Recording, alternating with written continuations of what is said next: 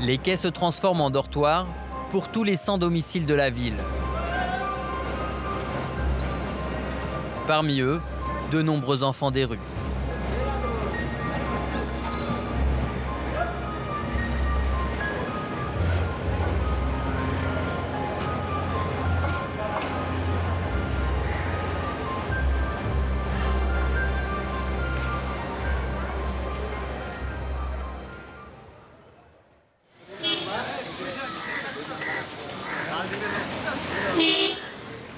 Le lendemain matin, je me rends à l'association française partenaire qui s'occupe des enfants des rues.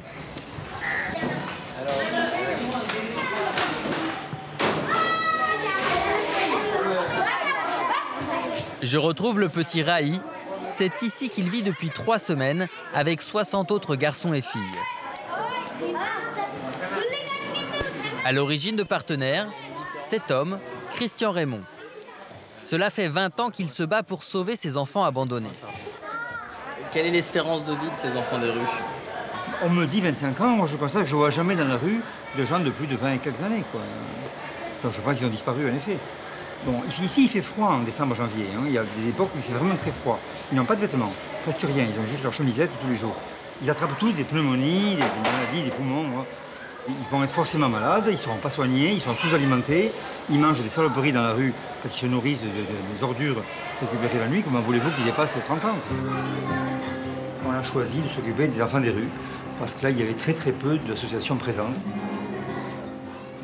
Nous avons créé une école avec 6 classes, 4 niveaux différents.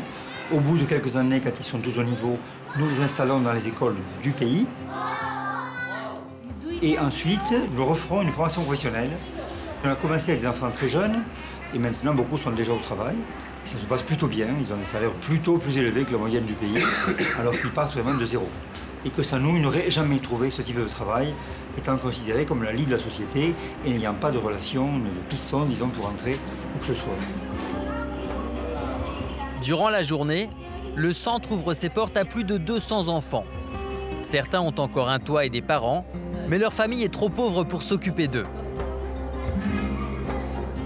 Chez Partenaire, ils sont aussi nourris et soignés. Le but est de les mettre à l'abri des dangers de la rue.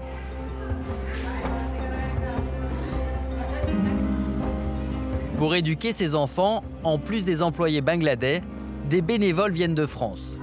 Il y a un mois, c'est Arnaud qui a débarqué. À 30 ans, cet éducateur a quitté Paris sur un coup de tête. Je suis venu au Bangladesh pour passer 3 mois en tant que bénévole auprès des enfants, faire de l'animation et du sport. L'idée, c'est de voyager en même temps, de voir du pays, mais encore d'apporter quelque chose, essayer en tout cas d'apporter quelque chose au pays et d'apprendre comme cela aussi sur le pays. Après les cours, on se prépare à sortir. Arnaud doit emmener les enfants faire du sport sur un terrain situé à quelques minutes à pied du centre. Mais avant de partir, il doit vérifier un dernier petit détail. Vite, allez vite! Tout le monde met ses chaussures. À Dhaka, les enfants des rues sont considérés comme des chiens. Alors pour se faire accepter par la population, les jeunes du centre doivent être irréprochables. Interdiction de marcher dans la rue sans chaussures.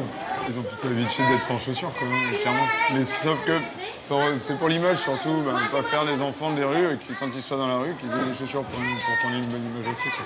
Dans le quartier, vis-à-vis des gens. Finalement, tout le monde a mis ses chaussures, sauf... Alaï, Tes chaussures. J'ai pas de chaussures. Si, je sais que tu as des chaussures. quick, Alaï. Rahi, si tu ne mets pas tes chaussures, tu ne viens pas avec nous. L'enfant ne semble pas très impressionné par les ordres d'Arnaud. C'est difficile parfois de se faire respecter? Très difficile, ouais. Ils t'écoutent jamais, en fait. Tout simplement, ils t'écoutent jamais. Ouais. Surtout qu'avant, ils ont connu la loi de la rue, il n'y a pas trop de discipline. C'est ça, ils ont pas de limite. Ils ont aucune limite, quoi. Et là, Rahi n'a pas mis de chaussures, il va aller au stade quand même? Non, je vais l'attraper. Là, je vais le rattraper. Le but, c'est de le rattraper et hop, le renvoyer mettre ses chaussures. Sans ça, il viendra pas. Faut qu'il s'habitue. Ça fait 3 semaines qu'il est au centre, il doit s'habituer comme les copains. Donc on va aller le rattraper, gentiment.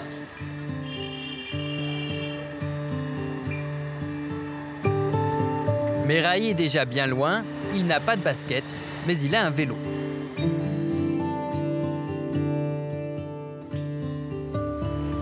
Ah oui, Arnaud. C'est pas Arnaud, non, Arnaud.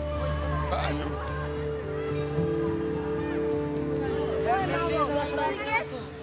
Donne-moi ma balle de cricket. Ta balle. T'es sûr que c'est ta balle? Tu crois pas que cette balle appartient à tout le monde? Everybody. Hey. Sur ce terrain, les enfants jouent au foot et au badminton, mais surtout au cricket, leur sport national. Tout d'un coup, Rahi réapparaît.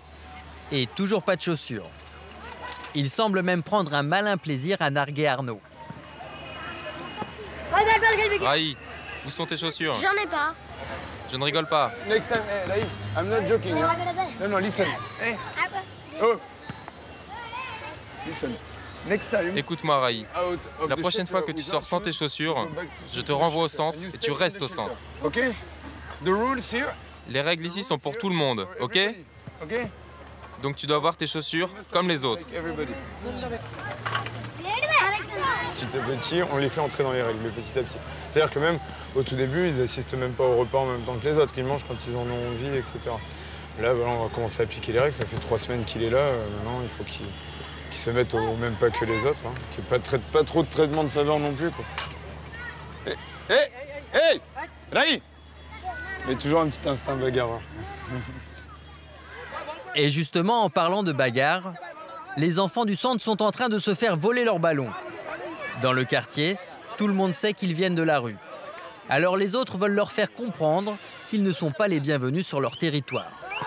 Mais quand on s'en prend à ces enfants, Arnaud sort rapidement les griffes. Dites-moi quel est le problème. Ils viennent jouer ici tous les jours. Parce que c'est des enfants, vous leur dites de partir? Ça ne se passe pas comme ça avec moi. Non, ça ne se passe pas comme ça. On reste là. Les enfants vont jouer au foot ici et personne ne bougera. On était là avant eux. On reste. Petit problème de terrain, des grands qui arrivent et qui disent aux petits d'arrêter de jouer, d'entrer chez eux. Donc non, hors de question. On est arrivé avant. Et puis surtout parce que c'est les gamins des rues, parce qu'ils viennent d'un centre, voilà, alors on les dégage, ils n'ont rien à voir. Donc, non, on reste. Je maintiens, on reste. Allez, c'est parti.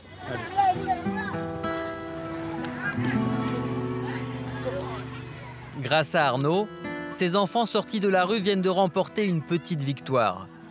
Avec le temps, ils pourront faire oublier leurs origines et intégrer la société bangladaise.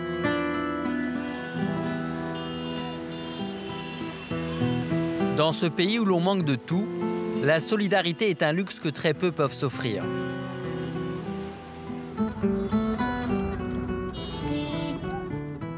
Niloufar Karim Siraz est la veuve d'un riche avocat. Depuis plus de 20 ans, elle consacre sa vie et sa fortune aux enfants des rues. Son association s'appelle Shishutori, en bengali, le bateau des enfants.